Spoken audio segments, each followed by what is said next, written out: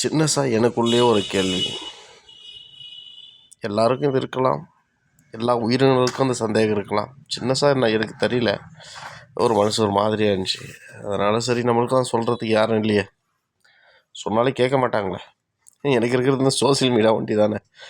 சொந்தங்களா பரவாயில்ல இருக்கட்டும். நம்ம இறந்துட்டு பின்னாடி இந்த ஆத்மாவுடைய நிலை என்ன ஆகும்? ஒரு வேளை அது உடம்பை தேடி அலையுமா?